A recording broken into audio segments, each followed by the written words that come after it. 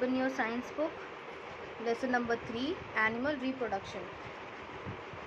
This lesson is completed in previous video class, so now we are going to do the book back exercise of this lesson. But before starting the back exercise, we will revise or read these revision points first. Okay, पहले हम ये revision के जो आपके points दिए हुए हैं इस चैप्टर को रिवाइज करने के लिए वो रीड करेंगे, देन हम बैक एक्सरसाइज करेंगे. So first point is the process by which new living beings resembling their parents are produced is called reproduction. Reproduction क्या होता है? वो प्रोसेस होता है जिसमें जो लिविंग बीइंग्स होते हैं, keep this in mind, living beings, not living beings, जो जिंदा जीव होते हैं, लिविंग बीइंग्स होते हैं, वो अपने पेरेंट्स जैसे दिखने वाले, मतलब अपने जैसे दिखने वाले यंग वंस को प्रोड्यूस करते हैं. उस प्रोसेस को बोलते हैं reproduction. Animals which give birth to their babies and then feed them और their milk are called mammals. Mammals क्या होते हैं?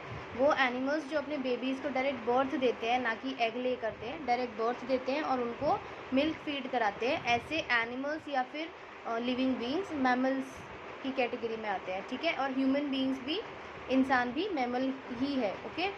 Third point is mammals take care of their babies for a long time. जो mammals होते हैं वो अपने babies का केयर लंबे टाइम तक रखते हैं. जैसे एग लेइंग एनिमल्स में हमने रीड किया था कि कुछ ऐसे एनिमल्स हैं जो अपने एग को ले करते हैं, अंडे देते हैं, लेकिन फिर उसकी केयर नहीं करते. मतलब वो खुद से अंडे अपने आप हीट, अगर वाटर एनिमल हैं तो वो किसी बड़ी फ़िश का फूड बन जाएंगे, जो बच्चे होंगे वो उसमें से हैच होकर फ़िश निकल जाएगी. अगर कोई लैंड पे रहने वाला एनिमल है तो उसके बेबीज़ को हीट सन से मिलेगी. तो मतलब जो मेनली जो एग लेइंग एनिमल्स होते हैं उसमें बहुत सारे एनिमल्स अपने बेबीज़ की केयर नहीं करते, कुछ ही होते हैं जो करते हैं. बट मैमल्स, ज़्यादातर जो मैमल्स होते हैं वो अपने बेबीज़ की लॉन्ग टाइम तक केयर करते हैं. ठीक है. और जो ह्यूमन बीइंग्स हैं वो सबसे ज़्यादा, मतलब अपने बच्चों के ग्रो अप होने के बाद भी उनकी केयर करते हैं. Animals like birds, amphibians, reptiles, fish and insects reproduce by laying eggs. ये कुछ ऐसे काइंड ऑफ एनिमल्स हैं जो क्या करते हैं? एग ले करते हैं, अंडे देते हैं. ठीक है. Birds, amphibians, reptiles, fish and insects. ठीक. Next is the egg has a hard shell on the outside and inside the shell is the albumin and the yolk. हमने एग का, मैंने आपको स्ट्रक्चर बताया था, डायग्राम अभी आगे क्वेश्चन आंसर में भी मैं उसमें आपको एक्सप्लेन करूँगी. जो ऊपर का हार्ड शेल होता है और फिर उसके अंदर एक लिक्विड होता है, वो लिक्विड को कहते हैं अल्ब्यूमिन, और उसके अंदर जो येलो कलर का पार्ट होता है उसे कहते हैं योक.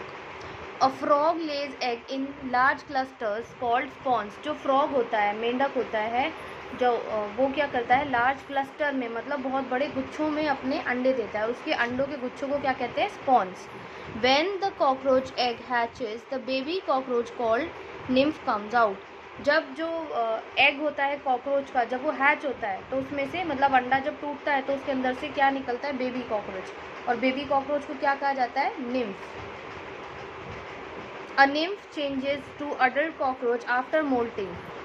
जो निम्फ होता है बेबी कॉकरोच, वो अडल्ट कॉकरोच में कैसे चेंज होता है? मोल्टिंग के थ्रू. वो क्या करता है? अपना जो ऊपर का शेल होता है, जब वो मोटा हो जाता है तो उस शेल को छोड़ देता है, फिर वो दूसरा न्यू शेल उसके ऊपर आ जाता है. तो ऐसे करके एक के बाद एक शेल को या स्किन को शेड करता रहता है. उस ये शेडिंग का जो प्रोसेस है उसको मोल्टिंग कहते हैं. Moulting mean shedding of skin. ठीक है. स्किन को शेड करने को क्या कहा जाता है? Moulting. Now exercise, answer the following questions.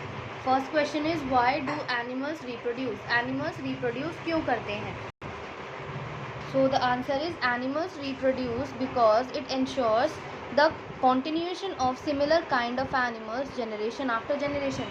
Animals reproduce क्यों करते हैं? एनिमल्स इसलिए रिप्रोड्यूस करते हैं ताकि वो इंश्योर कर सके अपनी जैसी जनरेशन या अपनी जनरेशन का या अपने सिमिलर काइंड का, अपने जैसे दिखने वाले एनिमल्स का जनरेशन आफ्टर जनरेशन. मतलब एक जनरेशन के बाद उनके जैसे दिखने वाले एनिमल्स ख़त्म ना हो जाएं, इसलिए वो रिप्रोड्यूस करते हैं एनिमल्स, ताकि जनरेशन आफ्टर जनरेशन, मतलब एक के बाद दूसरी, दूसरी के बाद तीसरी, ऐसे जनरेशन आफ्टर जनरेशन उनकी जो स्पीशी आप कह लीजिए, प्रजाति है, वो कंटिन्यू चलती रहे. उनकी कंटिन्यूएशन के लिए रिप्रोड्यूस करते हैं.